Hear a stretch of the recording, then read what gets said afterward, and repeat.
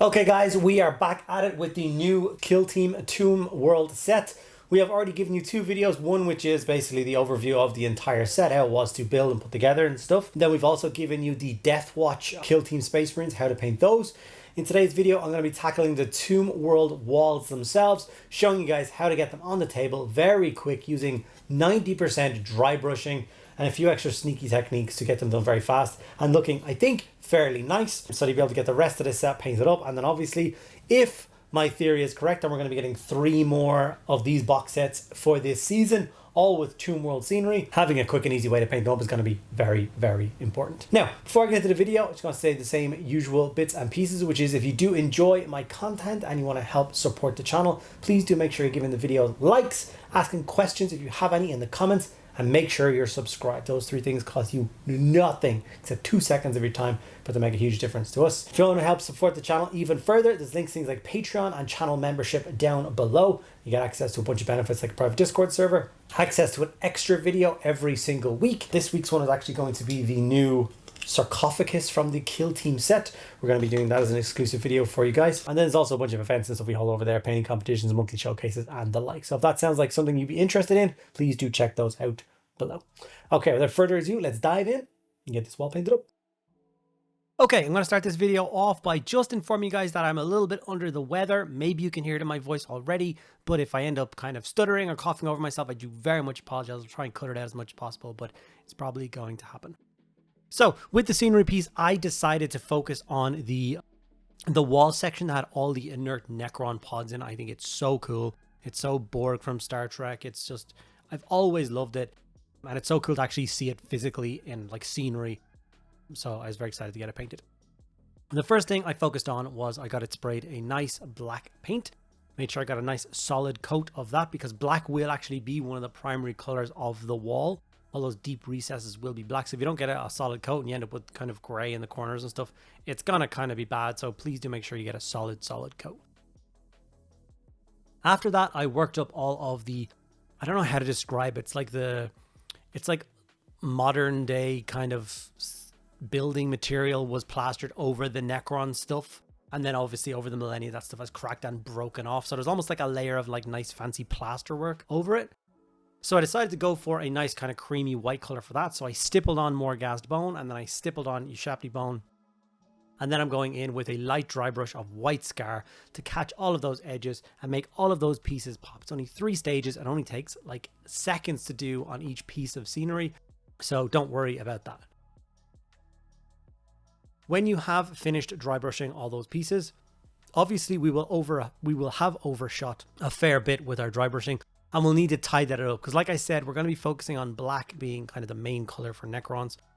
So we will get a nice matte black paint and then kind of tidy up around all of those plaster areas until we're left with nothing but a solid black coat on everything that isn't the plaster pieces. This will obviously take a little bit more time than the stippling, maybe, I don't know, 2 or 3 minutes per piece, but obviously there's quite a lot of pieces in the box. So please do put appropriate amounts of time aside when you're painting such a big project like this scenery box. One of the things that I would like to make sure I do, which I did not do with the Gallo Dark set, is I didn't paint them all as they were coming out. And I ended up like at the end with 4 sets of scenery to paint up in one go, which was just like such a hassle. So what I'm going to try my very best to do is as each of these box sets come out, I will be painting up the entire set of it so that by the end of the kind of 4th season of the Kill Team box set, I'll have all the Necron Tomb World scenery done. I hope that works out the way I want it to, and I can carve out the time and do it. That would be great, because this does take a little bit more time to paint up than the Gallo Dark stuff, but that is a-okay. Okay, once all of the black is kind of cleaned up, we're going to go for Stegadon Scale Green, and we're just going to dry brush all of those black areas, aiming for kind of the pods themselves. Don't worry how much you hit the Necrons. We're going to be doing something different with the Necrons in a minute. So we're looking just for a kind of a fairly heavy coat of Stegadon Scale Green across all those sharp edges. Here's like the middle sarcophagus-y thing pod done, and the rest aren't. And then here's all 5 of them done in a row. You can see I obviously used it to catch the edges of the top as well and make sure that blended in.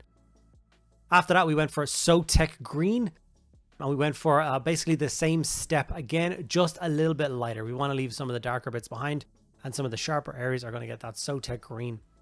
So you can even see that my brush is moving kind of more lightly. I don't know whether you can see it, but I can see it by looking.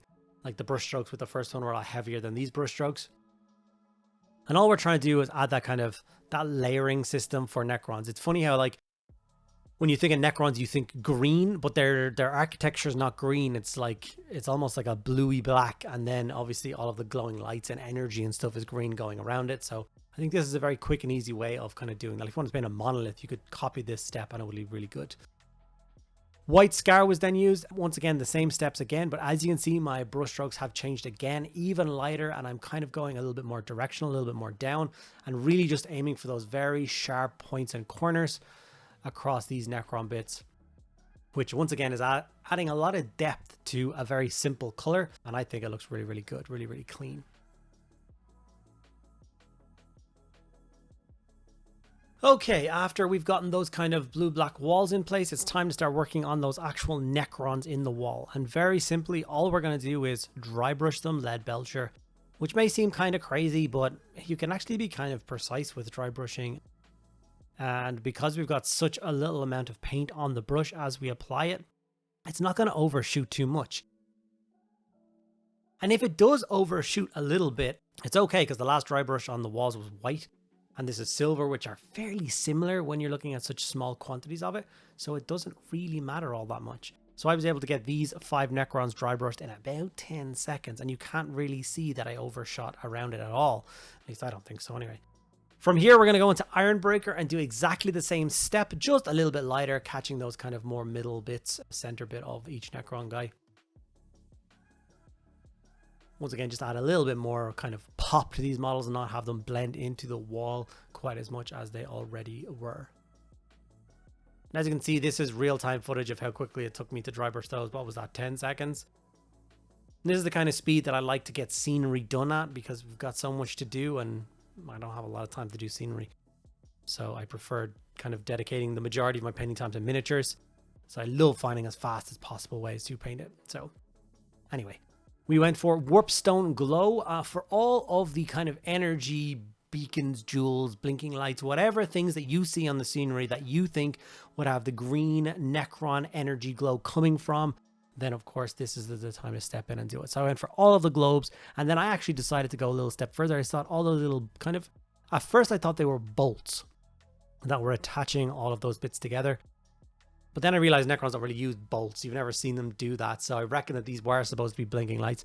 So I did spend that extra bit of time and go around and find every single one of them, which like on each sarcophagus is like 5 or 6 of them around it. The big globe, glowing eyes of any Necrons that still had their eyes. Some of the Necrons are broken and stuff, so their eyes are actually broken out. And then we're going to do the same thing again, but this time with Moot Green. And we're going to go inside of the Warpstone Glow that we've done. So we're going to go for less, leaving Warpstone Glow all around the edges, Moot Green in the middles. Just add kind of another pop of color. The same with each and every one of those bolts, which I know seems crazy, but it's just a little dot of green and the kind of bottom right sections of each of those bolts. Like I said, it may took 2 or 3 minutes to do this across the entire piece. Not very much time at all. And remember that in the set, there's only 2 of these Necron walls, which I think is the most complicated scenery piece in the kit. So you have to do this particular section twice. After this, we go for a nice bright white color. And we want to go to the opposite side that we did the Moot Green on and just add a dot of white just to give the idea of kind of reflection. It's a very simple technique. It's one I've been using in a bunch of videos lately just to show you guys how it works, because it's so simple to do and it actually makes a huge difference when you do it. So just take your time and do that. And after we have finished adding the little dots of white to all the corners, we're very simply just going to add a layer of Ard Coat over all those glowy bits as well. These are going to give the illusion of it actually glowing. Make it look really nice. Something a little bit different to the rest of the wall sections, if you know what I mean. Like it'll be a different texture visually with the addition of the gloss varnish. You have to be careful with the gloss varnish. As you can see, I'm just stabbing into the holes and filling them in with varnish because the little lights in the middle of those. If you overshoot a little bit, it's not the end of the world. Do not panic. After that, it's one of my favorite steps to doing scenery, and that's adding weathering powder. I have this very horrible box I keep all my weathering powder in because weathering powder is just the worst thing to work with. It is pure color, pure pigment. If it gets on your clothes, stained, ruined, trousers, cutting mat, anything. So as you can see, I'm wearing gloves. I work it all out of this box, and I basically work it from inside the box onto the model and then put it down, and then the box goes up in a corner and I never touch it again until I need to use weathering again. But yeah, it's very simple. So what I wanted to do is just add a little bit of spot of color, add a little bit of weathering and a little bit of kind of corrosion to these models. So what I decided to grab was the light rust pigment powder, which is almost like a bright orange. And we're going to be applying this with an old small layer brush. And all we're going to be doing is, first of all, stabbing it into little recesses and little corners. I do it in like the downward corner, you know what I mean? So it's not going to be on the top of anything because that's not where it would settle. Like, see there on the bottom of the kind of each pod, you'll get it in there, or any of the like kind of bar joints or anything that exists across the scenery where there's like ledges or anything. We will use those as the place where we put the weathering powder. Plus any and all damage that exists on the Necrons.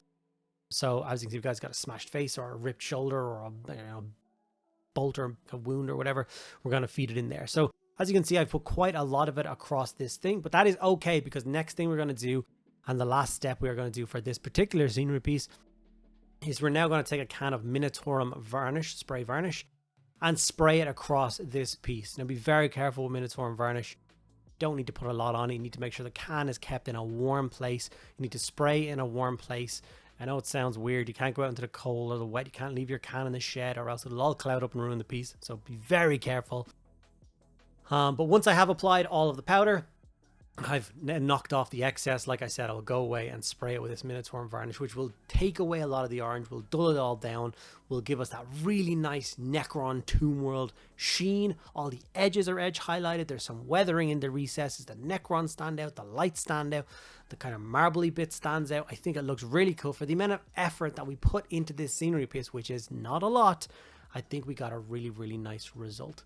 So I'm going to answer a couple of questions that people have been curious about when it comes to this, which is the back of this. Apparently they have not shown the back of the Necron tomb bit at all. So this is the back of that piece. It is just standard broken wall with some lines for doing some nice green energy work and stuff like that. Nothing crazy. You don't need to worry about that at all. Someone also asked, was there lots of sanding required? I know there was a lot of problems with the Gallowdark scenery going together. The answer is absolutely not. This stuff is actually really good. Obviously, I cleaned off all of the flash and all of the additional mold lines. There's two different styles of connection. Either they plug straight into these sections like this, and it makes quite a secure joint. And like I said, I didn't sand that at all. This is just from the box. It's pure natural joint, which is really good. And then the other joint section is the kind of corner sections like this. And they can very easily get plugged into these sections for making all different shapes. And once you do it, it creates a whole new pillar, which other parts can then plug into and change the dynamic and stuff like that as well. The other and last question was, does this go with the Gallowdark scenery? And the answer is not really. They're about the same height. And like if you use a bit of creative kind of designing your table, I'm sure you can make them match, but they don't click in or plug together or do anything like that at all. So just bear that in mind. They're not designed to be used together, but I plan on using them together, but that's for another discussion. Thank you guys so much for sticking around at the end. I hope you learned a lot, and I'll see you guys in the next video.